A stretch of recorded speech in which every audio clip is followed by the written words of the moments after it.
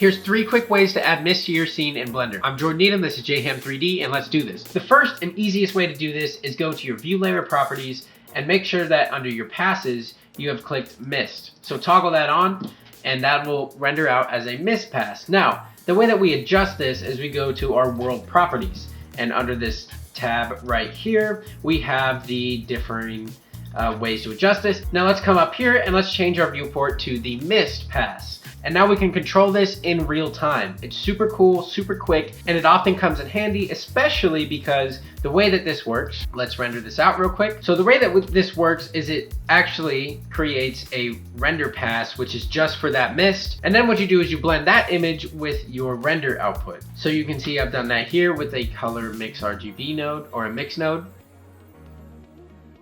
And when we go all the way down, this is no mist, all the way up, full mist. Now you don't quite want that, so let's go like 0.3. Okay, so real quick again, no mist, mist. All right, so it can add depth to your scene really quickly, and that's really cool. The other benefit to this is even if you don't want to use it as a mist in your scene, what you can do is actually, let's Control-Shift-Click until we are on the mist into our viewer node. Okay, we can save this image out. Let's go to node over here and let's click save this image. I'm just gonna name this mist. And now with that image saved, we could use it as a mask in other software, which is really cool, like especially in Photoshop, if you wanna select different things or just use it as a mask for whatever you wanna use a mask for. All right, number 2, so the next way to add mist or fog to your scene is let's go ahead and Shift A, add in a cube, and scale this up to fit however far you want the mist or fog to go in your scene. All right, I'm gonna hit 0 on the number pad and you can see that it is completely black. And that is because we don't have a material on it. So let's go Shift A and I'm gonna change this to a material that I've already made, which is ground mist. And now to set this up, all I did was, I'll just show you, Shift A, add in a principal volume node. Plug that in right here to the volume. And wow, now it's still completely black. What the hell, man? All right, change the density. Let's go 0.001, typically a good starting point. And now you can see we're getting mist and fog into our scene. And now the benefit of this is that unlike the mist pass, it is actually interacting with the light of your scene. So it's more realistic and it adds an atmospheric effect in a more realistic way. But the downside to that is because it's interacting with the light, it is affecting render time. And this can add in a whole bunch of issues. So to get this set up for renders, basically you want to come over to your render properties and under light paths, you want to make sure that your volume bounces are at least at 1. Typically 1 or 2 is good, but if you go above 2, like 3 or 4, I definitely don't recommend going above 4. For whatever reason, I don't know why you would have to do that. But keep it between 1 and 2 for the most part, because 3, 4, and above, it gets really intense and it can really take a long time to render. Another thing to be aware of is that the volume in your scene can also affect the denoising results. So if we take this, for example, let's just keep this at like 2. I've got optics denoising on and a pretty low sample count. Let's go to like 50. I'm just gonna render this out real quick. So basically what can happen is if you don't have enough light bounces, and you don't have enough render samples, the denoising AI will basically just blur the whole image because it thinks that the little pieces of what looks like grain are noise, and so it denoises it.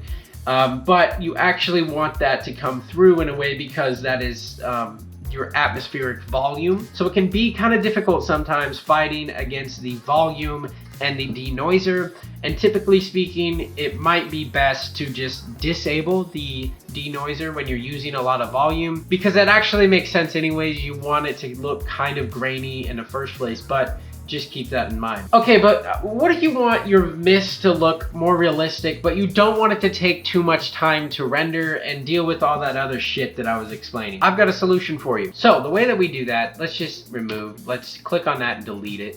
And let's go Shift A, add in Emission.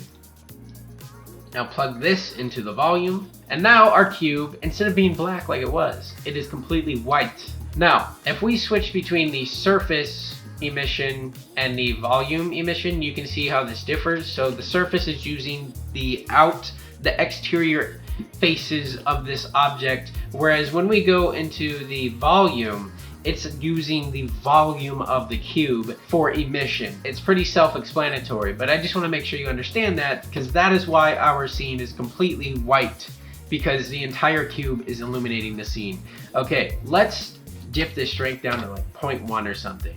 And now you can see we're getting some mist there. Let's go 0.01. All right, so with mist, without mist, with mist, without mist. And this can speed up render times because it's not really realistic mist. It's not actually interacting with the light in the same way, to put it in layman's terms. It's not acting like real mist or fog would, but it can be an alternative and it can render out super quickly. So real quick, I'm going to demonstrate the differing render times that these different options will give you. So at full resolution, let's render out using just the mist pass. All right, so with the mist pass at 50 samples and 4K resolution, we got 12 seconds. Now the mist pass theoretically doesn't add much time at all to your render. It can, I suppose, add like 0.5 of a second, but it's nothing significant. Now let's use the principled volume. This is at 4K resolution, 50 samples, and we got 2 volume bounces, I believe. So you can see already it's taken longer. Now that added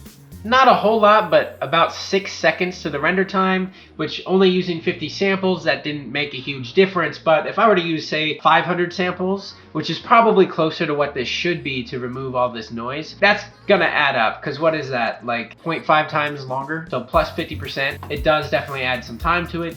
But if we use the emission instead, plug that into the volume, and let's actually remove our volume bounces, because we don't need those, because it's not actually using volume lighting in the same way. Okay, render it out. All right, so you can see it was about 3 seconds faster than just using the principled volume, and like I said, at just 50 samples, it's not a whole lot, but if we were to increase this to 500, you can see how this can affect your render times. Now this render test demonstrated things pretty cool, because it showed that your mist pass is definitely the fastest way, emission for volume is the second fastest way, and then the third, using any sort of volume node, takes the longest. Now what if you want your mist to be kind of broken up a bit and look more realistic, or what if you want ground fog and you want to control where the mist is? If you want to know the answer to that question, I will make a tutorial on it. Just let me know in the comments below. If you used anything in this video to help you make a final image in Blender, please let me know by DMing me on Instagram. That's jham.3d. I'm Jordan Needham. This has been jham3d, and I will catch you next time.